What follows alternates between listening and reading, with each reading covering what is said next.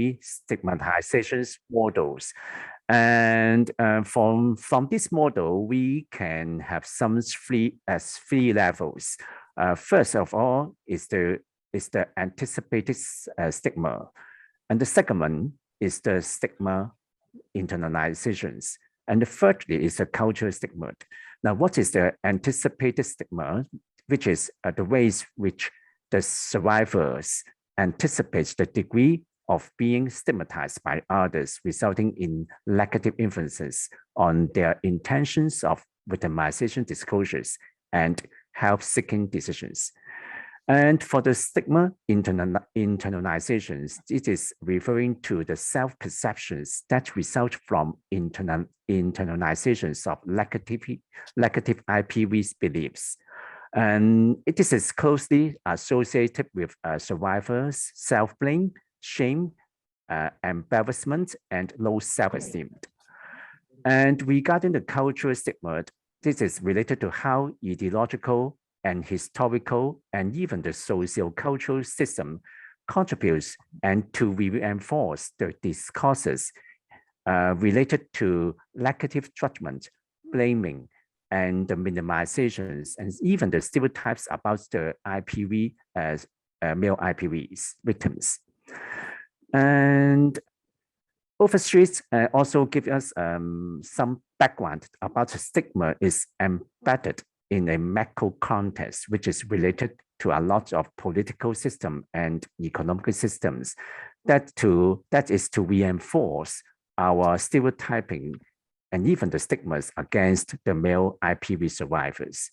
So in my research, it is to examine under the influence of hegemony masculinities, how the male survivors of IPV living in stigmatized societies in our Chinese societies, especially in Hong Kong and Taiwan, and how they live and to struggle against those kind of stigmas. So this is our research objectives, is to examine male IPV survivors in Chinese context, and specifically is to examine the anticipated stigmas and the stigma internalizations of our Chinese male IPV survivors. And secondly, to examine the interplay of hegemony, masculinities, and cultural stigmas in relations to violence against men in Chinese context. And the last one is also my research objective is to examine their journey from living in stigmas to transforming the stigmas into life energies. And the target participants, of course, this is the Chinese males living in Hong Kong, and they are all adults. They are all engaged in heterosexual intimate relationships for at least 6 months. And they also experience being abused by their intimate partners physically or psychologically. Basically, it is a qualitative method, and the participants were recruited from some NGOs serving the male IPV in Hong Kong and Taiwan. And ultimately, 17 male participants were identified. And I adopt the semi-structured interviews, face-to-face interviews for 14 participants, and the rest of them will be using the video conferencing to interview them. The interview guide basically covers these 3 main areas. Now, these are basically the research participants profile. 10 from Hong Kong and 7 participants from Taiwan. The mean age is 49, and 9 of them have been divorced at the time of interviews. And the average number of years of intimate relationships is 14. Now, because a lot of narrations and during the interviews, but I just pick up some significant and interesting narrations from to be presented in these presentations. Now, first of all, we find that how they live in the stigmas, in particular, how they anticipate the stigmas they in their social life. Now, for these narrations, I will not go into detail. You can read it one by one. But for these narrations, you can see these narrations reflected the anticipated stigmas influence the way he disclosed his victimization experience to others. You know that he present in the relaxed manners, pretend that was not a big deal when they encounter being abused by their female partners. If I anticipate that the reactions from my friends was not positive, then I will not disclose my stories anymore. So the more he anticipates being negatively judged by the others, the lesser intentions for him to disclose. Now, secondly, I want to examine the stigma internalizations. Now, you can read the narrations in more details, but from these narrations, there are some special wordings in his narrations. For example, dog here, as I pinpoint here, wimpish, you are a wimpish person. Even you are a coward. Now, this kind of special wordings revealed that his self-identity is negatively influenced because of victimizations.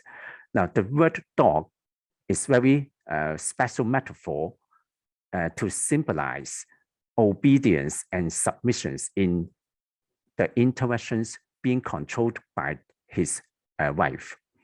Wimpish is also a special connotation that represents he is negatively constructs his male identity in relation to his hegemony masculinities. So the word accepted here, that means the male survivor accepts her criticism from his female partners. That means the narrations here showing that he internalized all the stigmas from his from his interactions with his female partners. Now, thirdly, I found that when the males are living in the stigmas cultures, he is very ambivalent in compliance to the hegemony masculinities. Now, a lot of wordings here, you can read it one by one.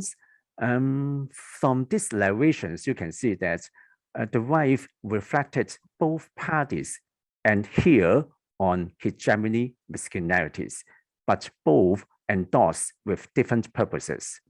Now, for his wife, endorsed hegemony masculinity and accused her husband of not satisfying the socially acceptable male gender roles and responsibility constructed by the hegemony masculinities. That means she accused her husband not to provide enough financial support to the families, which is constructed by the hegemony masculinity. You know, as a man, we need to support our wives, the families, financially. So if you cannot satisfy this kind of gender roles, you are not a man.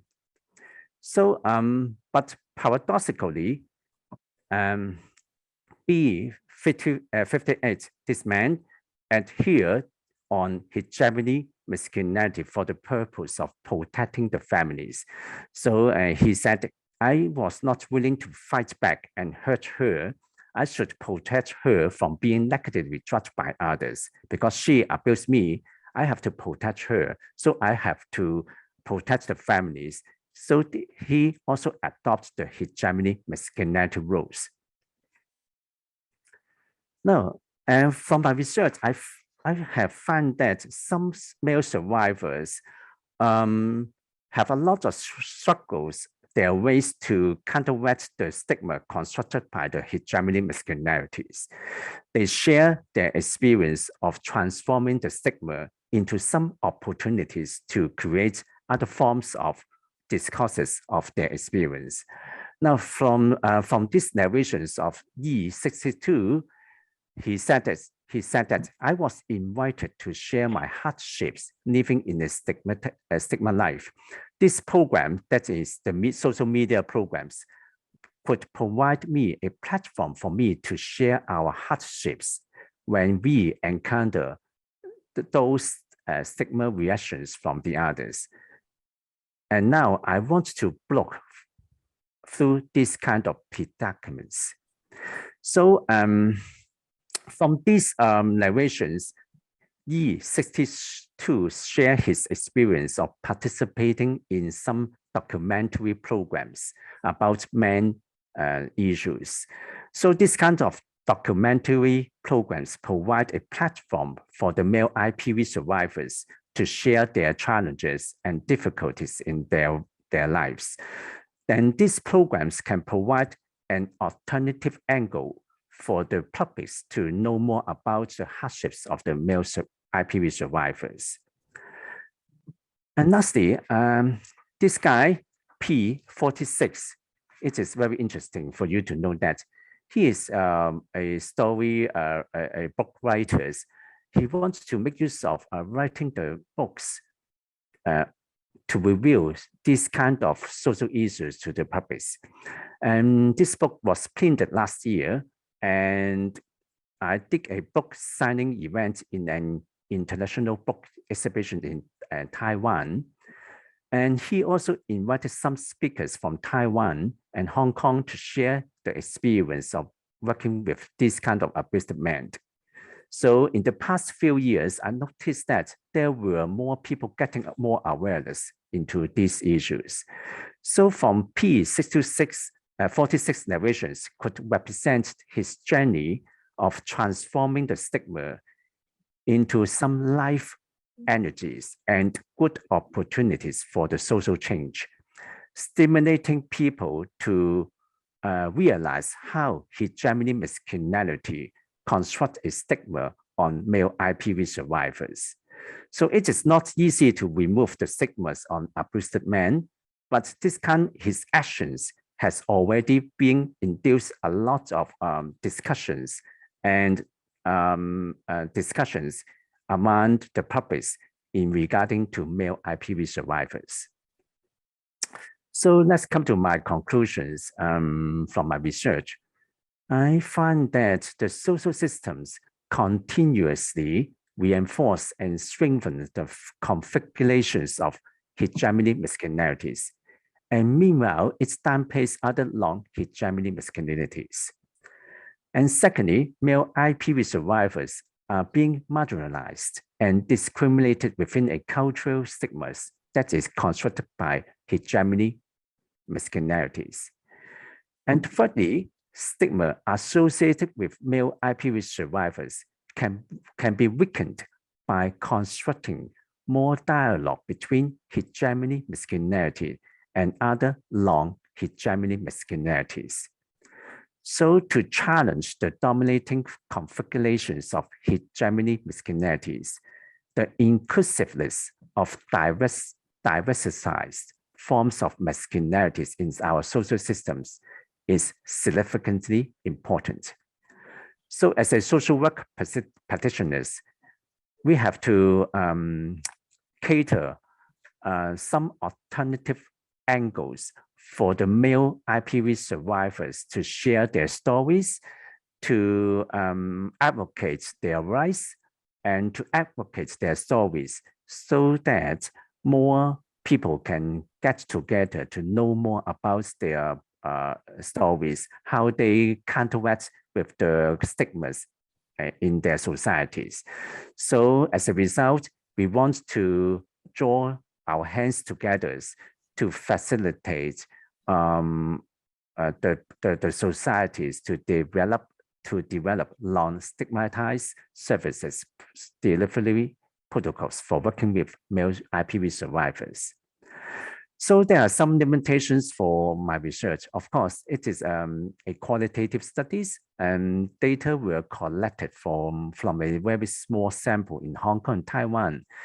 But my effort has been made to achieve a wider scope of male IPV survivors in terms of age and socioeconomic background. And also the participants were required to record their memories retrospectively. So some of them may be not very willingly to disclose, and some of them may loss of their memories. And effort has been made to collect data in systematic way by embracing the life history approach. So this is the end of my presentations, and questions and comments are all welcomes. And this is my emails to have a lot of exchange among the scholars. Thank you very much.